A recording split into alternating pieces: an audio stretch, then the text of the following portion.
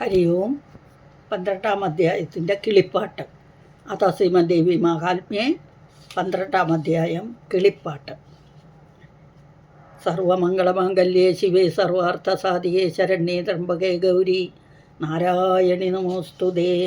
ദേവി കനിഞ്ഞരുളി ചെയ്തു പിന്നെയും ഏവമെന്നെ സ്തുതിച്ചിടുന്നവന്നു ഞാൻ സർവനാശങ്ങളും തീർത്തുടൻ പാലിച്ചു ദിവ്യഭോഗങ്ങളെല്ലാം കൊടുത്തിടുവൻ.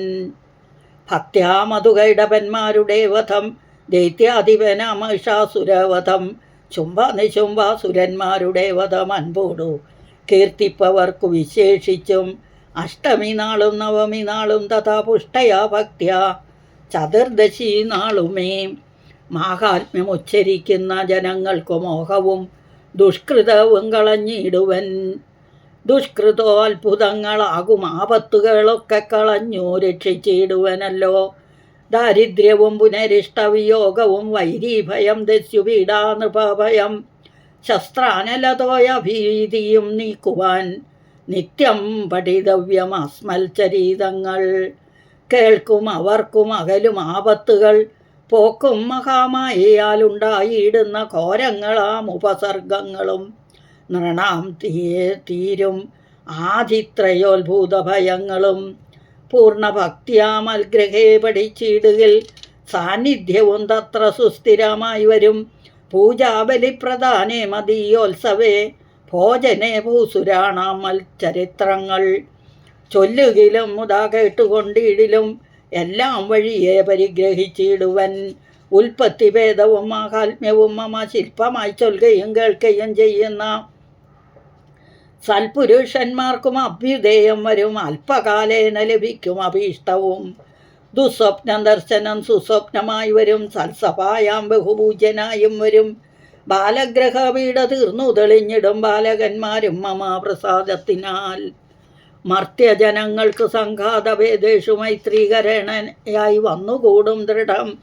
ഭൂതപിശാചരക്ഷോജാതികൾക്കെല്ലാം ഭീതികരം ചരിതശ്രവണം പരം.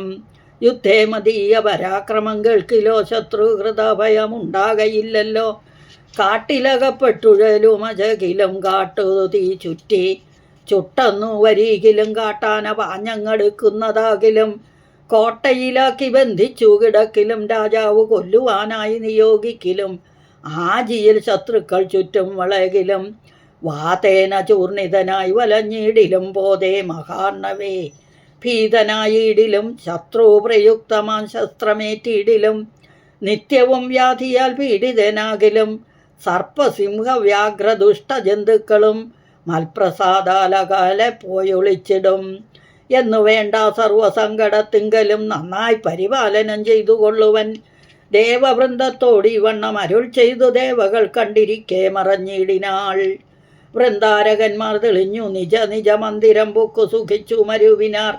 ശുംഭനിശുംഭാസുരന്മാരെ വിഗ്രഹേ അമ്പോട് ദേവി വിധിച്ചോരനന്തരം ശേഷിച്ച അസുരകൾ ദേവിയെ പേടിച്ചു ശേഷാലയം പ്രവേശിച്ചിരുന്നിടിനാർ.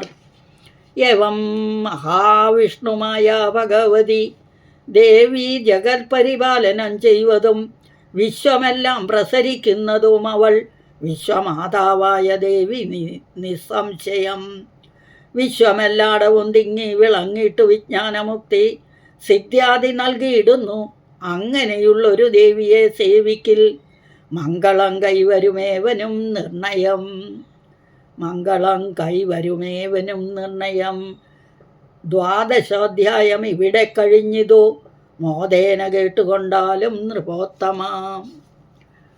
ദേവി മഹാത്മ്യത്തിൻ്റെ 12-ാം അധ്യായം സമ്പൂർണ്ണം കഴിഞ്ഞു.